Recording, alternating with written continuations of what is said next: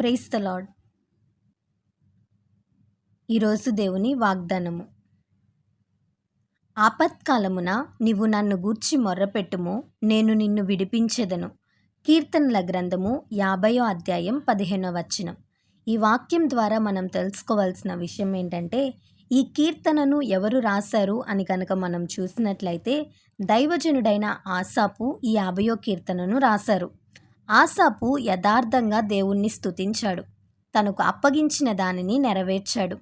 ఆసాపు రాసిన కీర్తనలలో సంపూర్ణమైన విధేయత, దేవుని పట్ల తానుకున్న విశ్వాస్యత మనకు కనిపిస్తుంది. 50వ కీర్తన మనం చదివినప్పుడు, ఆపత్కాలమున నీవు నన్ను గూర్చి మొర్రపెట్టుము, నిన్ను విడిపిస్తాను అని వాగ్దానం ఉంటుంది. నిన్ను విడిపిస్తానేమో అనే మాట అక్కడ మనకు కనిపించట్లేదు. దేవుడు సందేహపూర్వకమైన వాగ్దానాలు మనకివ్వలేదు. ఆయన వాగ్దానములు నిశ్చలమైనవి, సత్యమైనవి. మనుషులైతే అబద్ధాలాడతారు, మాటలు మారుస్తారు. కానీ మనం నమ్ముకున్న దేవుడు మాట మార్చేవారు కాదు. కొన్నిసార్లు అనుకోని పరిస్థితులు మన జీవితంలోనికి వస్తాయి. సమస్యలు చుట్టుముట్టేస్తాయి. ఇంకా నా వల్ల కాదు, ఈ సమస్య నేను జయించలేను, ఈ బంధకాల నుంచి నేను బయటికి రాలేను, ఈ సమస్యతోనే నా జీవితం ముగిసిపోతుందనే భావన వచ్చినప్పుడు తీవ్రమైన నిరుత్సాహానికి గురవుతూ ఉంటాం.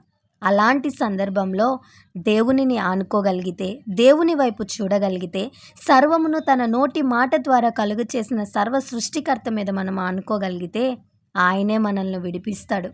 ఒకవేళ ఈ ఉదయకాల సమయంలో ఆపదలలో చిక్కుకొని, ఆపత్కాలంలో అటు ఇటు పరిగెత్తి నాకు ఎవరు సహాయం చేస్తారు, వారు సహాయం చేస్తారా, వీరు సహాయం చేస్తారా అని పరిగెత్తి అలసిపోయి ఉన్నావా?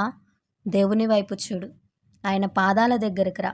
కృపా సింహాసనం దగ్గర మోకరిల్లిన ఏ వ్యక్తి కూడా నిరుత్సాహంతో తిరిగి వెనుకకు వెళ్ళలేదు. తన కృపను సంపూర్ణముగా కుమ్మరించే దేవుడు. మన పాపమును బట్టి మన మీద ఉగ్రత నిలిచి ఉండాలి. కానీ యేసు ప్రభువారు మనల్ని ప్రేమించి ఈ లోకానికి వచ్చి ఉగ్రతను తాను భరించి మనందరికీ రక్షణ ఇచ్చాడు. నీవు నమ్ముకున్న దేవుడు నిన్ను విడిపించగలిగిన దేవుడు. దేవుని సన్నిధికి వచ్చి దేవుని మీద విశ్వాసం ఉంచు. నీ జీవితంలో కూడా గొప్ప కార్యాలు చూస్తావు. ఈ వాగ్దానం దేవుడు మనందరి జీవితంలో నెరవేర్చునుగాక. ఆమెన్. ఈ వీడియో మీకు దీవెనకరంగా, ఆశీర్వాదకరంగా అనిపించినట్లయితే లైక్ చేయండి, షేర్ చేయండి, కామెంట్ చేయండి, సబ్స్క్రైబ్ చేసుకోండి. మీ ప్రార్థన అవసరతలను మాకు కామెంట్ రూపంలో తెలపండి. మీ కొరకు తప్పక ప్రార్థిస్తాం. God bless you.